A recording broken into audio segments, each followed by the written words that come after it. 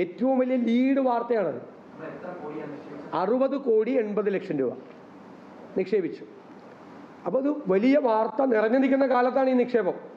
അതായത് ഇദ്ദേഹത്തിൻ്റെ എല്ലാ സ്ഥാപനങ്ങളും ഗുരുതരമായ സാമ്പത്തിക പ്രതിസന്ധിയെ നേരിടുകയാണെന്ന് രാജ്യത്തെ പ്രാദേശികവും ദേശീയവുമായ ദിനപത്രങ്ങളിലും മീഡിയയിലുമെല്ലാം വലിയ വാർത്തകൾ വന്നുകൊണ്ടിരിക്കുന്ന കാലത്താണ് ഇദ്ദേഹത്തിൻ്റെ ഒരു ധനകാര്യ സ്ഥാപനം, സ്വകാര്യ ധനകാര്യ സ്ഥാപനത്തിൽ ഈ പണം നിക്ഷേപിച്ചത്.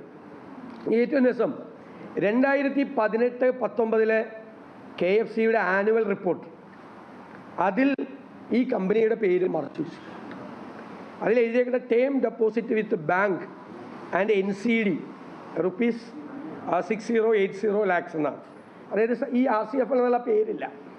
2019-20 ആനുവൽ റിപ്പോർട്ടിലും ഈ കമ്പനിയുടെ പേര് മറച്ചു വെച്ചു. 18-19 മറച്ചു വെച്ചു, 19-20 ഈ കമ്പനിയുടെ പേര് KFCയുടെ ആനുവൽ റിപ്പോർട്ടിൽ പോലും ഇല്ല. മനസ്സിലായില്ലേ? പിന്നീട് ഈ പേര് വരുന്നത് പിന്നീട് വരുന്നത് 2020-21 റിപ്പോർട്ടിലാണ് ഇൻവെസ്റ്റ്മെൻറ്റ് ഇൻ NCD RCFL എന്ന് വരുന്നത്. ഞാൻ നോട്ട് തരാം നിങ്ങൾക്ക്. ഈ NCD എന്ന് പറഞ്ഞാൽ നോൺ കൺവേർട്ടിബിൾ ഡിബഞ്ചർ എന്നാണ് ഇതിൽ വരുന്നത്. ഇനി ഈ KFC SFC ആക്ട്, അതായത് സ്റ്റേറ്റ് ഫിനാൻഷ്യൽ കോർപ്പറേഷൻ ആക്ട് 1951 33-ാം വകുപ്പ് അനുസരിച്ച് റിസർവ് ബാങ്കിലോ നാഷണലൈസ്ഡ് ബാങ്കിലോ മാത്രം പണം നിക്ഷേപിക്കാൻ പാടും. അതാണ് ഈ ഒരു സ്വകാര്യ പണമിടപാട് സ്ഥാപനത്തിൽ കൊണ്ടുപോയി മുങ്ങാൻ പോകുന്ന കമ്പനിയിൽ പോയി ഇത് വെച്ച് 2018-ലാണിത് നിക്ഷേപിക്കുന്നത്. കേട്ടോളാം. 2019 ഈ കമ്പനി പൂട്ടി, കമ്പനി ലിക്വിഡേറ്റ് ചെയ്തു. 19 ഈ കമ്പനി ലിക്വിഡേറ്റ് ചെയ്തു. ലിക്വിഡേഷൻ്റെ ഭാഗമായിട്ട് പൈസ കിട്ടിയില്ല എന്ന് പറയാൻ പറ്റില്ല. 7,09,00,000 രൂപ കിട്ടി നമുക്ക്. ലിക്വിഡേറ്റ് ചെയ്യുമ്പോൾ കിട്ടുമല്ലോ, ആ ലിക്വിഡേറ്റ് ചെയ്യുന്ന സ്ഥാപനങ്ങളുണ്ടല്ലോ, അതനുസരിച്ച് 7,09,00,000 രൂപ. 60,80,00,000 രൂപയാണ് നമ്മൾ ചെയ്തത്. പലിശ അടക്കം നമുക്ക് കിട്ടേണ്ടത് 101 കോടി രൂപയാണ്. 101 കോടി രൂപയാണ് ഈ ഇടപാടിലൂടെ സംസ്ഥാനത്തിന് നഷ്ടമായത്. 101 കോടി രൂപ. 60,80,00,000 നിക്ഷേപിച്ചത്.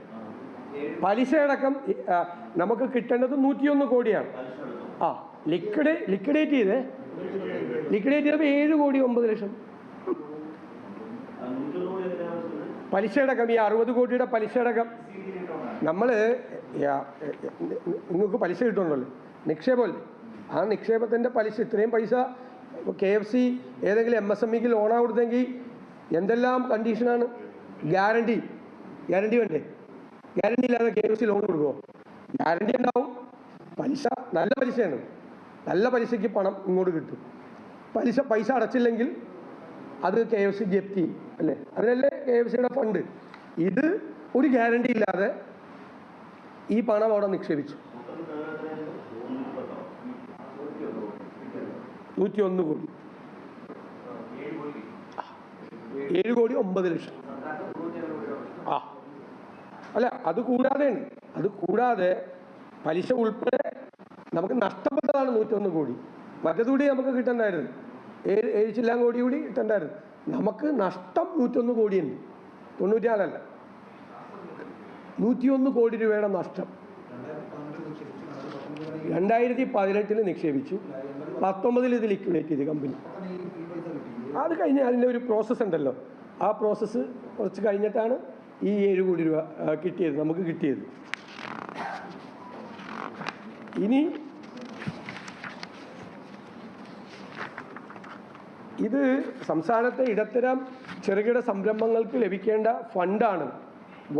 മുങ്ങാൻ പോകുന്ന വൻകിട കോർപ്പറേറ്റ് സ്ഥാപനത്തിന് നൽകിയത് ഗുരുതരമായ കുറ്റവും ഗുരുതരമായ അഴിമതിയാണ്. പണം മേടിച്ചിട്ടാണ് ഇത് ചെയ്തിരിക്കുന്നത്. അല്ല, ആരെങ്കിലും കൊണ്ട് ഈ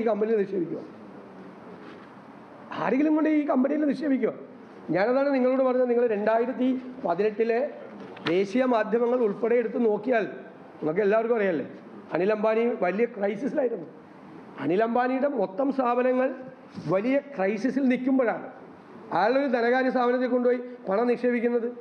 നമ്മൾ പണം നിക്ഷേപിക്കുമ്പോൾ പണം നിക്ഷേപിക്കുന്ന ധനകാര്യ സ്ഥാപനത്തിൻ്റെ ക്രെഡിബിലിറ്റി എന്താണെന്നൊരു അന്വേഷണം നടത്തണ്ടേ? വിശ്വാസ്യത എന്താണ്? അവരുടെ സ്റ്റേച്ചർ എന്താണ്? ഇപ്പോൾ അവരുടെ ഫിനാൻഷ്യൽ സ്റ്റേറ്റസ് എന്താണ്? എത്ര സ്ട്രോങ് കമ്പനിയാണ് എന്ന് പരിശോധിച്ചിട്ടല്ലേ? ആരാ പരിശോധിക്കേണ്ടത്? ഇതൊന്നും പരിശോധിക്കാതെ വലിയ തുക കമ്മീഷനായി വാങ്ങിച്ചിട്ടാണ് ഭരണ നേതൃത്വത്തിൻ്റെ അറിവോടുകൂടി ചില ഉദ്യോഗസ്ഥന്മാരെല്ലാം കൂടി ചെയ്തിരിക്കുന്നതാണ്. ലിക്വിഡേറ്റ് ആകാൻ പോകുന്ന സ്ഥാപനമാണെന്ന് അറിഞ്ഞുകൊണ്ട് തന്നെയാണ് ചെയ്തിരിക്കുന്നത്. അറിഞ്ഞുകൊണ്ട് തന്നെ ഇത്രയും പണം നിക്ഷേപിച്ചു, കമ്മീഷൻ വാങ്ങിയിട്ടാണ്. ഇനി 11ാം നിയമസഭാ സമ്മേളനത്തിൽ ഞങ്ങളുടെ കയ്യിൽ കിട്ടിയിട്ട് കുറച്ചാളെ ഞങ്ങൾ നോക്കുമായിരുന്നു. നമ്മളൊരു കാര്യം പറയുന്നതിന് മുമ്പ് പരിശോധിക്കണ്ടേ? ഞങ്ങൾ നിയമസഭയിൽ ചോദിച്ചു ധനകാര്യമന്ത്രിയോട്. ഇതുവരെ അതിന് മറുപടി കിട്ടിയിട്ടില്ല. ഈ വിഷയത്തിൽ ചോദ്യം ചോദിച്ചിട്ട് എന്താ ധനകാര്യമന്ത്രിക്ക് മറുപടി പറയാൻ വിഷമം? KFCയിൽ ചോദ്യം അയച്ചു കൊടുത്താൽ പോരെ? ധനകാര്യമന്ത്രിയുടെ ഓഫീസിൽ നിന്ന് സാധാരണ വന്നു കഴിഞ്ഞാൽ അസംബ്ലിയിൽ ചോദ്യം വന്നാൽ സ്പീക്കറുടെ ഓഫീസിൽ നിന്ന് ലെജിസ്ലേച്ചറിൽ നിന്ന് അദ്ദേഹത്തിന് പോകും, ധനകാര്യ മന്ത്രാലയത്തിലേക്ക് പോകും. അവിടെ നിന്ന് KFCയിലേക്ക്, തിരുവനന്തപുരത്തല്ലേ KFC, ഫോൺ വിളിച്ചു വെച്ചാൽ കിട്ടുമല്ലോ ഇൻഫർമേഷൻ, ഇതില്ലേ? ഇതുവരെ നിയമസഭയിൽ ഉത്തരം തന്നിട്ടില്ല. അപ്പോൾ റിലയൻസ് കമേഴ്സ്യൽ ഫിനാൻസ് ലിമിറ്റഡുമായി നടത്തിയ ഈ നിക്ഷേപത്തിൻ്റെ കരാർ രേഖകൾ സർക്കാർ പുറത്തുവിടാൻ തയ്യാറാകണം എന്ന് ആവശ്യപ്പെടുന്നു. ഈ ചെറുകിട ഇടത്തരം സംരംഭങ്ങൾക്ക് 100% ഗ്യാരണ്ടി ഉണ്ട്. 100 യഥാർത്ഥത്തിൽ ഒരു 25 കോടി ഒരു സ്ഥാപനത്തിന് കൊടുക്കണമെങ്കിൽ ഒരു 100 കോടി രൂപയുടെയെങ്കിലും കണ്ടു കഴിഞ്ഞാൽ മാത്രമേ കൊടുക്കുകയുള്ളൂ. ഈ ലോൺ കൊടുക്കുകയുള്ളൂ. സേഫാണെന്ന് കണ്ടിട്ട് ഗ്യാരണ്ടി കൂടി വെച്ചിട്ടാണ് കൊടുക്കുന്നത്. ഇത് ഒരു ഗ്യാരണ്ടി ഇല്ലാതെയാണ് ഈ പണം നിക്ഷേപിച്ച് ഇത്രയും പണം നഷ്ടപ്പെടുത്തിയത്. ഇതൊരു അറിയാതെ പറ്റിയ ഒരു അബദ്ധമല്ല. കാരണം അറിയാതെ പറ്റിയ ഒരു അബദ്ധം ആണെങ്കിൽ പോലും ക്ഷമിക്കാൻ പറ്റില്ല. അറിയാതെ പറ്റിയ അബദ്ധമാണെങ്ങനെ? ഈ കമ്പനി മുഴുവൻ മുച്ചൂടും മുടിഞ്ഞു നിൽക്കുന്ന സമയത്താണ്, തകർന്ന് തരിപ്പണമായി നിൽക്കുന്ന സമയത്താണ് ഇവർ കൊണ്ട് ഈ പണം നിക്ഷേപിക്കുന്നത്. ഇതിന് ഉത്തരം പറയണ്ടേ? ഇതാരുടെ പൈസയാണ്? ഗവൺമെൻറ് എക്സ്ചക്കറിലെ പൈസയല്ലേ? ഗവൺമെൻറ്റിൻ്റെ സ്ഥാപനമല്ലേ? എന്നിട്ടിപ്പോൾ ഈ 23-24 റിപ്പോർട്ടിലും വളരെ അവ്യക്തമായിട്ടാണ് ഇത് പറഞ്ഞിരിക്കുന്നത്. ഇപ്പോഴും ഇതിന് അവകാശമുണ്ടെന്ന് പറയണം. ലിക്വിഡേറ്റ് ചെയ്ത കമ്പനിയിൽ നിന്ന് എന്താ അവകാശം? ഇതുള്ളത് ഉണ്ടെന്ന് ഇപ്പോഴും സമ്മതിക്കുന്നുണ്ട്. അപ്പോൾ ഗുരുതരമായ ഒരു അഴിമതിയാണ് ഭരണത്തിൻ്റെ മറവിൽ നടന്നത്. അത് മൂടിവെക്കാനുള്ള ശ്രമങ്ങൾ നടന്നു.